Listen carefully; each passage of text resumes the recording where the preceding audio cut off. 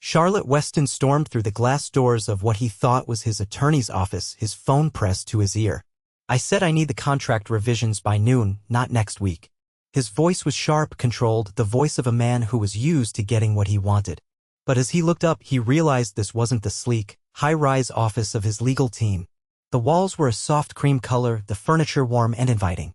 There was no sign of high-powered attorneys in suits. Instead, there was a single desk near the entrance, and behind it sat a woman who did not belong in his world of ruthless business deals and cold negotiations. She had the kind of warmth that softened the edges of a room. Her chestnut brown hair was pulled into a messy bun, and she wore a simple but elegant blouse. When she looked up at him with wide, honey-colored eyes, his frustration vanished. "Can I help you?" she asked, her voice soft but steady. He frowned, glancing around. "This isn't Whitmore and Company, is it?" She shook her head, a small smile tugging at her lips. "No, this is Hathaway Publishing." Charlotte exhaled sharply, running a hand through his dark hair. "Great. I walked into the wrong office." She tilted her head. "Well, I suppose that depends. Were you looking for a publishing company?" A dry chuckle escaped him. "Not even close." She laughed, and the sound did something strange to him. It was light, unguarded, something he wasn't used to. "Well, since you're here, do you need help finding where you're actually supposed to be?" He should have left. He had a meeting in 5 minutes. But something about her made it impossible to move. "What's your name?" he asked instead. "Emery Vaughn," she said, her cheeks warming slightly. "And you?" He hesitated. He was used to people knowing who he was before he even stepped into a room. "Charlotte Weston, Billionaire CEO of Weston International." But Emery looked at him like he was just another person who had wandered in off the street. "Charlotte," he finally said. "Nice to meet you, Charlotte," she said. "Now, how lost are you?" He let out a breath, shaking his head. "Very. But I think I'll survive." She smiled again, and before he could stop himself, he found his own lips curving upward. That was new. He hadn't genuinely smiled in a long time. "Let me write down the address you're looking for," she offered, grabbing a notepad. As she scribbled, he studied her. There was something different about her, something refreshing. She didn't have the polished, calculating air of the women in his world. She wasn't trying to impress him or manipulate him. She was just kind. She handed him the note. "Here you go. Hopefully your actual meeting goes well." He took the paper, his fingers brushing against hers for the briefest moment. Then, before he could think better of it, he said, "Would you have lunch with me?" Emery blinked. "What? Lunch? With me? Today?" Her lips parted slightly in surprise. "Are you asking because you're lost, or because you actually want to?" He laughed. "Both." She hesitated, then shook her head, though there was amusement in her eyes. "I don't even know you." "Then let's fix that," he said smoothly. She studied him for a moment, then let out a soft laugh. "All right, Charlotte. Lunch it is." He hadn't meant to walk into the wrong office. But for the first time in years, Charlotte Weston felt like he might have just stumbled into the right place. Charlotte Weston never did things without a purpose. Every decision he made, every move in his business empire was calculated. But as he sat across from Emery Vaughn in a quiet, sunlit cafe, he realized he had done something entirely unplanned. He had followed an impulse. Emery stirred a splash of cream into her coffee, the spoon clinking against the porcelain cup. "I have to admit, I didn't expect you to actually show up. I don't make offers I don't intend to keep," Charlotte said, resting his elbows on the table. "And I wanted to know why a publishing company has a receptionist who doesn't seem the least bit interested in impressing a potential investor." She arched an eyebrow. "Are you a potential investor?" "I could be." She laughed, shaking her head. "I don't think Hathaway Publishing is exactly your type of business." He leaned forward slightly. "And what do you think my type of business is?" Emery studied him, her honey-colored eyes thoughtful. "Something high stakes, intense. You don't seem like the kind of man who deals in stories and poetry." Charlotte exhaled a quiet laugh, surprised at her insight. "I run Weston International." Recognition flickered across Emery's face. "That's a billion-dollar company. You sound surprised." "I guess I shouldn't be," she admitted. "You have that look." He tilted his head. "What look?" "The kind that says you don't hear no very often." Charlotte chuckled, a genuine sound that felt foreign to him. And yet, you didn't say yes right away when I asked you to lunch. Emery took a sip of her coffee, her expression unreadable. That's because I wasn't sure if I wanted to say yes. That intrigued him more than it should have. He was used to people wanting something from him, his time, his money, his influence. But Emery wasn't impressed by his wealth or his name. She spoke to him like he was just another person, not a billionaire who could buy anything he wanted. I appreciate the honesty, he said. She set her cup down. I don't see the point in anything else. Charlotte rested his fingers against the rim of his glass, considering her words. Most people do. Emery gave a small shrug. I'm not most people. That he already knew. A waitress approached, setting their plates in front of them. Emery had ordered a simple sandwich, while Charlotte had chosen a steak. He noticed the way she glanced at his plate with amusement. Is that a business lunch staple? She asked. He picked up his knife. It's a habit. Do all billionaires stick to habits? Charlotte cut into the steak, the edge of his mouth twitching. Only the ones that work. Emery took a bite of her sandwich, considering his words. So, what exactly does Weston International do? Charlotte studied her for a moment before answering. Real estate, hotels, luxury properties, commercial developments. Ah, she said, her lips curving slightly. That explains the suit. He glanced down at himself. His charcoal gray suit was tailored to perfection, his cufflinks gleaming under the light. He was used to dressing like this, used to commanding a room the moment he walked in. But with Emery, that power didn't seem to matter. And what about you? He asked. How did you end up at Hathaway Publishing? She brushed a stray strand of hair behind her ear. I wanted to be a writer. That caught him off guard. Wanted. She hesitated. Still want to. But reality has a way of interfering with dreams. Charlotte didn't like that answer. He had spent his entire life ensuring that reality never dictated what he could or couldn't have. What stopped you? Emery exhaled, glancing down at her plate. Life. Bills. Responsibilities. She looked back up at him, her expression steady. Dreams don't always pay rent. Charlotte leaned back, his gaze steady. Maybe you just haven't given them the chance to. She let out a soft laugh. That's easy to say when you don't have to worry about money.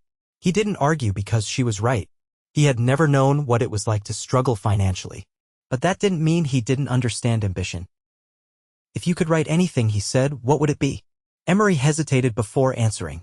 Stories about people who fight for what they want. Charlotte's fingers tapped against the table. Then why aren't you fighting for what you want? She opened her mouth, then closed it as if she wasn't sure how to respond.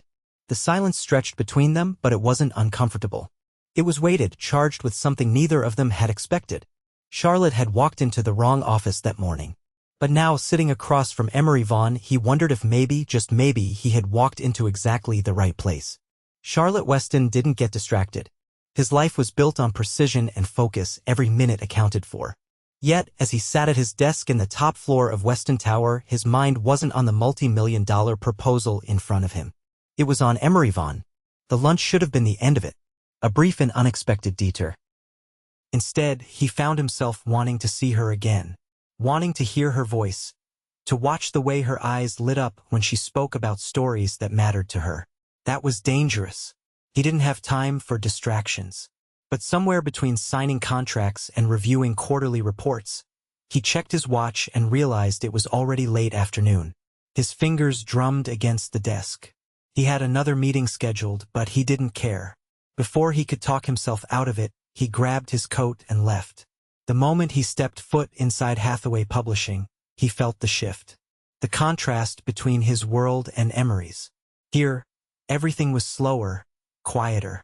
People moved with a kind of purpose that wasn't dictated by ruthless ambition. And then he saw her. Emery was seated behind her desk, flipping through a manuscript with a concentrated expression.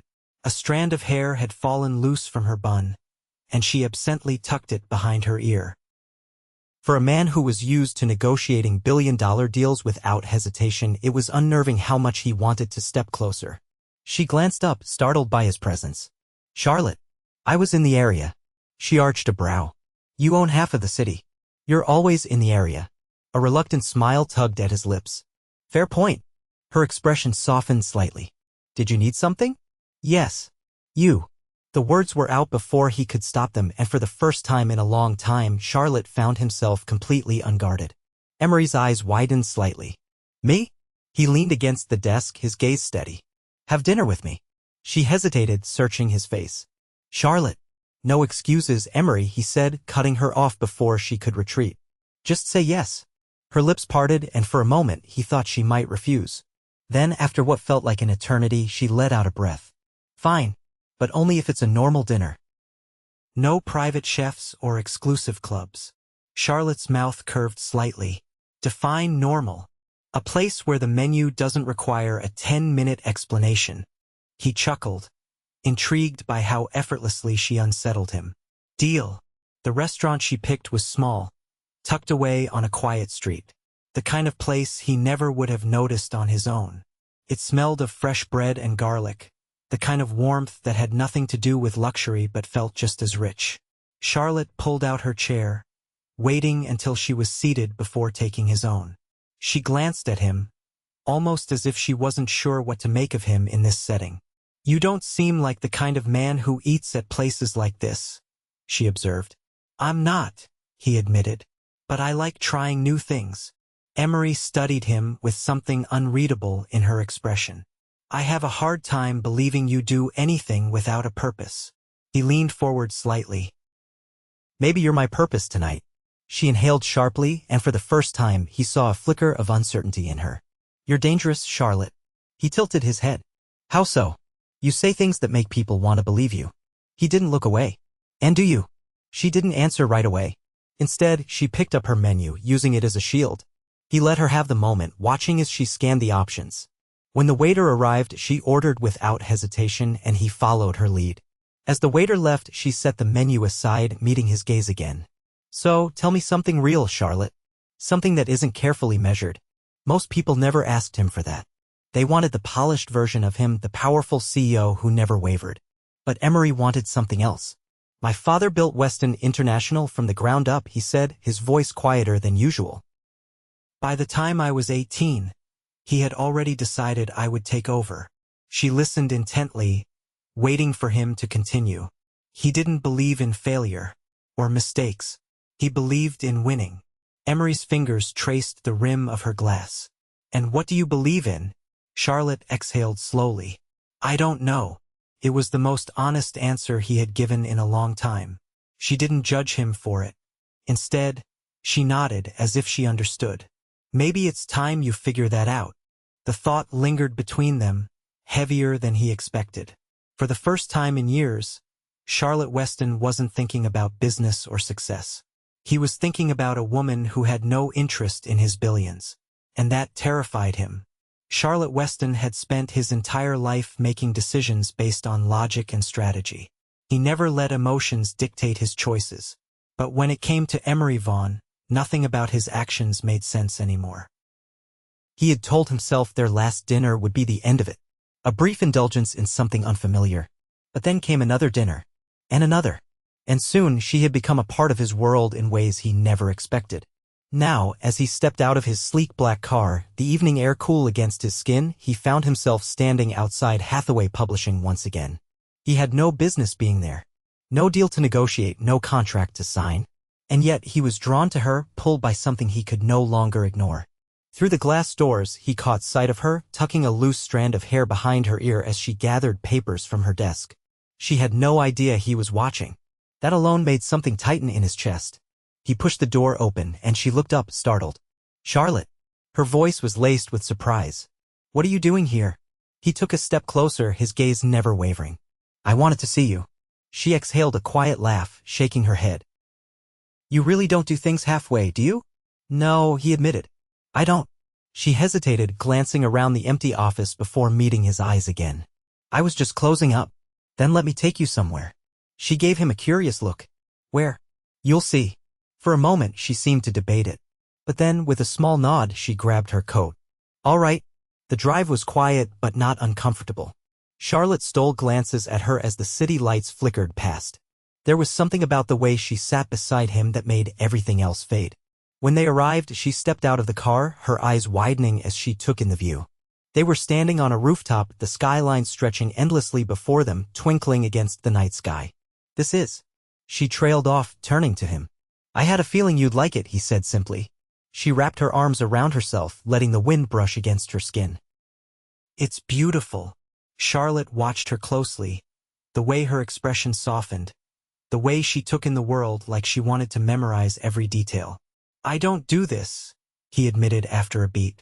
I don't take people to places like this. I don't let people in. She turned to face him fully, her eyes searching his. Then why me? He took a step closer, closing the space between them. Because you're the first person who's ever made me want to. Her breath hitched, and for a moment, neither of them spoke. Then, slowly, she placed a hand on his chest, over his heart. I don't know what this is, Charlotte, she said softly, but it scares me. He covered her hand with his own. You think it doesn't scare me? She let out a quiet laugh. You don't seem afraid of anything. I'm afraid of losing control, he admitted. And with you I have none. She exhaled slowly, as if trying to steady herself. What are we doing? He tilted her chin up gently, forcing her to look at him. Falling. Her lips parted slightly, and before she could say anything else, he closed the distance between them, capturing her mouth with his. It wasn't a question. It wasn't hesitation. It was certainty. She melted into him, her fingers curling into his jacket as his arms wrapped around her, pulling her impossibly close. The city stretched behind them, vast and endless, but in that moment, nothing else existed. When they finally broke apart, she rested her forehead against his, her breath uneven. I don't know how to do this, she whispered. His grip on her tightened slightly. Then we'll figure it out together. For once in his life, Charlotte Weston wasn't thinking about the future, about strategy, about control. He was thinking about her. And for the first time, that was enough. Charlotte Weston was a man accustomed to control, yet Emery Vaughn had unraveled him in ways he hadn't anticipated. He had expected their rooftop kiss to be a singular moment, an anomaly in his carefully structured life. Instead, it had fractured something inside him, leaving him restless, craving more. Now, standing outside her apartment building, he questioned himself for the first time in years. He had never pursued anyone like this, never felt the need. Women gravitated toward his wealth, his power, his name. But Emery wasn't drawn to any of that. She challenged him, made him question things he'd never dared to before. He pressed the buzzer, waiting. When the door finally opened, she stood there in a loose-knit sweater, her hair falling in soft waves around her shoulders. She looked at him with quiet surprise, her lips parting slightly. Charlotte, she said, her voice unreadable. I couldn't stay away, he admitted, stepping inside as she moved aside. She crossed her arms, watching him carefully. This is dangerous. He closed the space between them, his voice low. For who? For both of us. Charlotte exhaled, loosening the collar of his jacket. Then tell me to leave. She didn't. Instead, she turned toward her small living room, her fingers trailing along the edge of a worn coffee table. The space was modest, nothing like the opulence he was used to. A well-loved couch, books stacked in uneven piles, a candle burning softly on a nearby shelf. It was lived in, warm, a contrast to the sterile luxury of his penthouse. You make everything complicated, she muttered, her back still to him. He moved closer, his hands sliding into the pockets of his coat. Or maybe I make things clearer than you want them to be. She turned then, frustration flickering in her eyes. And what exactly is clear, Charlotte? That you're a billionaire who's used to getting what he wants? That I'm just some. Don't, he cut in, his voice sharp. Don't reduce yourself like that. She swallowed hard, shaking her head. It's not about reducing myself. It's about being realistic. You and I, we don't make sense. Charlotte reached for her hand, his fingers brushing against hers. Maybe that's why we work. She let out a quiet laugh, tinged with disbelief. You really believe that? He tightened his grip. I believe I don't want to walk away from this. Her expression softened, but uncertainty still lingered. I don't know if I can fit into your world, Charlotte. His thumb traced slow circles against her palm. Then I'll fit into yours. Emery let out a slow breath, her walls crumbling just a little. You don't know what you're saying. He lifted her chin, forcing her to meet his gaze. I know exactly what I'm saying. She hesitated, then finally whispered, what happens if this doesn't work? He leaned in, his lips just inches from hers. Then at least we won't spend the rest of our lives wondering. And this time, when he kissed her, she didn't pull away. She let herself fall. Days bled into nights, and soon Charlotte found himself navigating a reality he had never imagined. Instead of high-profile galas, he was sitting in a quiet cafe with Emery, listening to her talk about the books she loved. Instead of closed-door negotiations, he was walking through a park with her, watching the way she tilted her face toward the sun. He had spent years chasing power, but now he found himself chasing moments with her. One evening, as they sat on her couch, a book open between them, Emery suddenly said, I don't want to be another thing you own, Charlotte. He stiffened slightly. Is that what you think this is? She closed the book, turning to him. I think you're used to controlling everything around you. And I don't fit into that. He studied her, his jaw tightening. I don't want to control you, Emery. She searched his face. Then what do you want?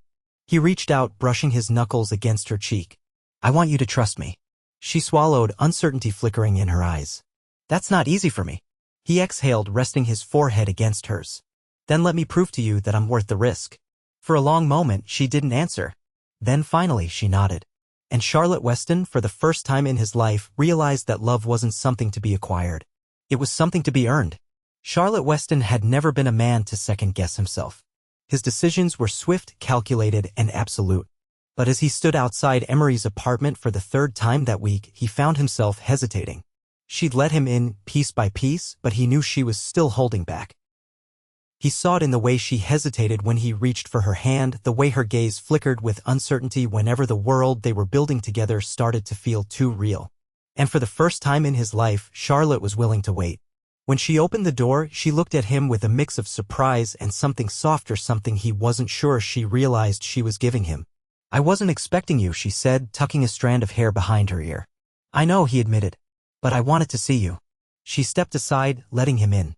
The apartment was warm, lived in, and smelled faintly of vanilla and old books. He liked it more than he should. As he shrugged off his coat, she leaned against the arm of the couch, watching him. You always get what you want, don't you? Charlotte met her gaze, his expression unreadable. Not always.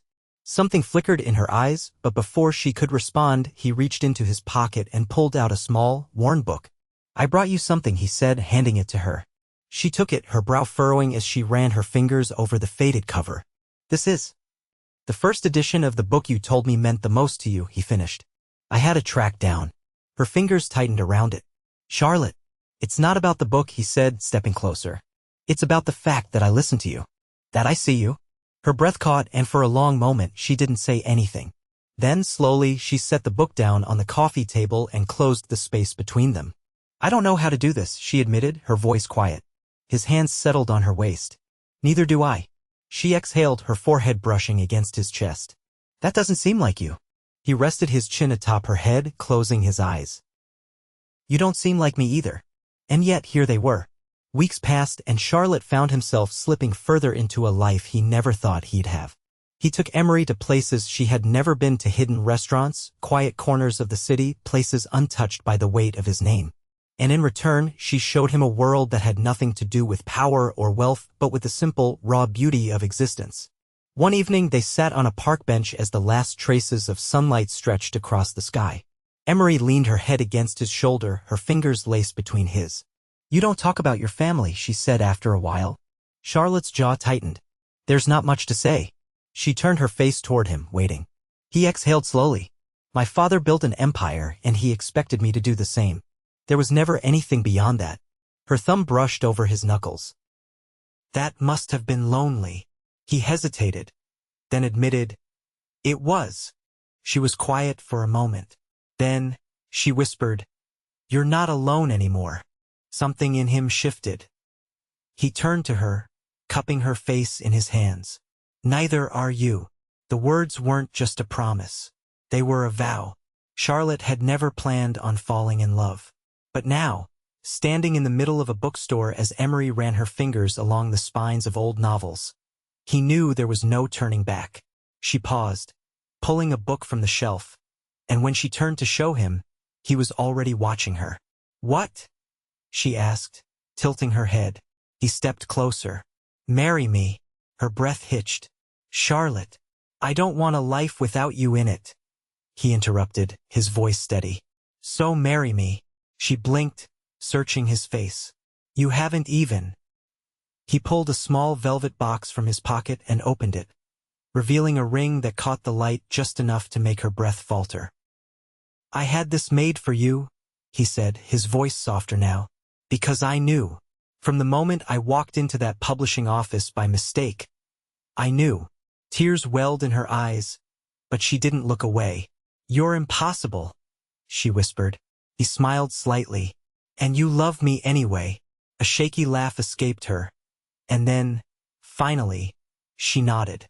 "Yes," she breathed. "Yes."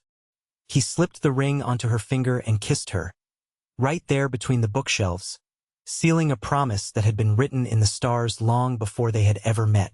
Their wedding was nothing like the galas Charlotte was used to.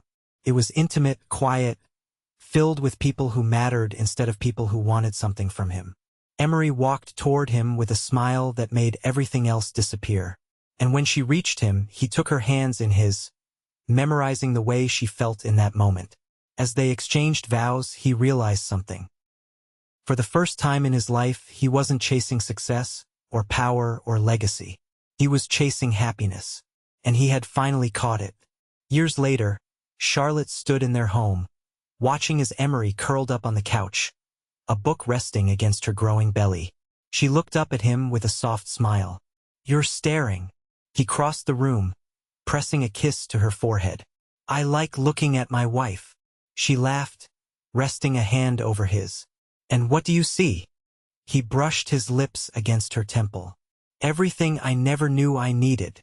And as she leaned into him, their future stretched out before them, vast, endless, and filled with love.